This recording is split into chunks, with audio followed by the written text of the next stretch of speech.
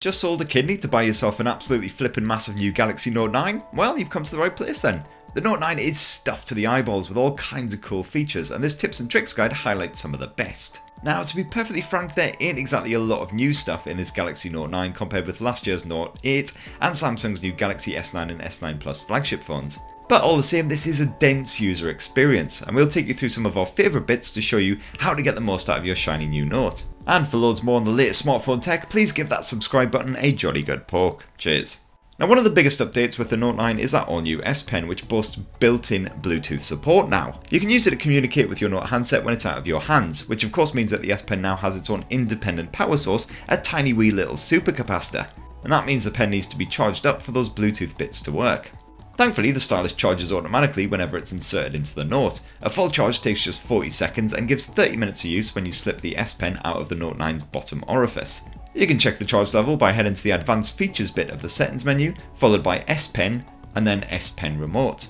In here you can also deactivate the wireless support to prevent the stylus from sucking power, and the S Pen will still work as it used to back with the old Note 8. So what's actually the point of this Bluetooth shenanigans? Well, more on that in a sec. First of all, it's worth pointing out that the S Pen is still a fantastic tool for sketching, scribbling notes, editing documents, and getting crap out from underneath your fingernails. When you yank it out, a shortcut wheel automatically pops up on screen with lots of handy tools you can use. This wheel can be fully customized inside of that S Pen settings menu to remove or add any features and apps that you want or don't want. And you can also prevent that air wheel from appearing at all if you don't really like it much. There are all kinds of arty apps on board the Note 9, and you can also scribble notes on demand without even waking the phone up. Just make sure that the screen off memo setting is activated in those settings menu, and then all you have to do is pull the pen out when the phone is hibernating, and straight away you're ready to take some notes. Another handy tool is the translation feature, which isn't in that wheel by default but can be added in. With this feature you can hover the S Pen over any word on screen, even in photos that you've taken, and get it translated into your native tongue.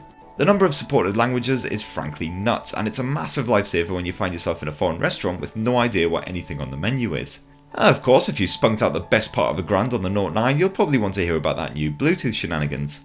Well, dive on into the S Pen remote settings and you'll see that the snazzy stylus can now act as a form of remote control, with a working distance of up to 10 meters. By default, holding down the S Pen side button will open up the camera app, although you can also change this to the app of your preference.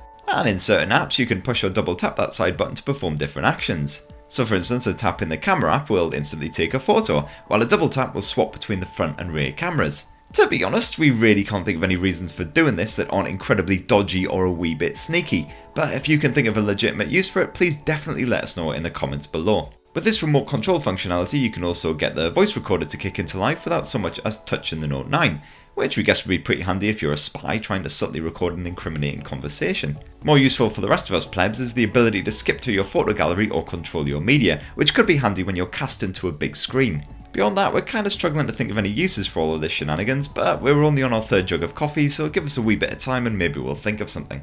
Although the Galaxy Note 9 has a Quad HD Plus display, you will have to manually switch resolution to enjoy those super sharp visuals. By default, the Note 9 scales things back to the full HD Plus resolution instead. Don't worry though, it's quick and easy. All you need to do is head up into the display section of the settings and then tap screen resolution, and then you can dial things all the way up. If you tap screen mode inside of the Galaxy Note 9 settings, you can also change stuff like the colour temperature of the visuals. Play around and see what works best for you, or just keep it on the adaptive mode to allow the Note 9 to automatically adjust to whatever you're doing. Oh, and because the Note 9 display uses your typical stretched aspect ratio, you can adjust your apps so they fit the whole panel. Just head to the full screen app section and you can pick which ones are blown up and remove any that might be causing problems. Don't forget our old friend the Edge screen feature either, which has been around for yonks. Over there on the right edge of the Note 9's display you'll find this tab, which can be tugged out to reveal a panel of fully customizable shortcuts, because obviously the Note 9 screen isn't already big enough to hold all the shortcuts you need. Speaking of flipping enormous displays, you can make the most of that mighty 6.4 inch panel by using more than one app at once, and there's more than one way to do it too. The usual method is to go into the recent apps menu by touching the button down at the bottom of the screen.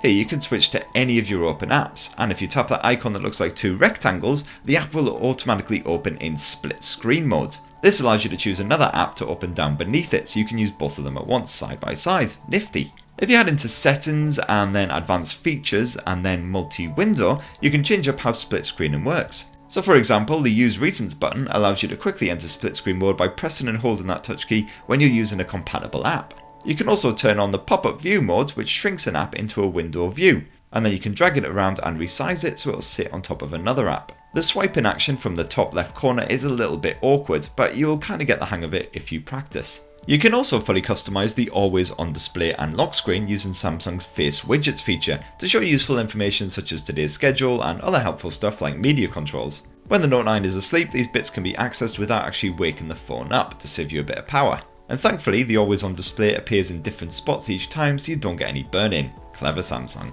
Now, as with the previous generation, the new Galaxy Note 9 uses a combination of facial and iris scanning for security purposes, which is an effective alternative to fingerprint sensing. Though at least that sensor is now separate from the camera chassis, so it's a lot less awkward to use than previous Samsung efforts. To get all of this set up, just head to the biometrics and security section of the settings and then tap Intelligent Scan.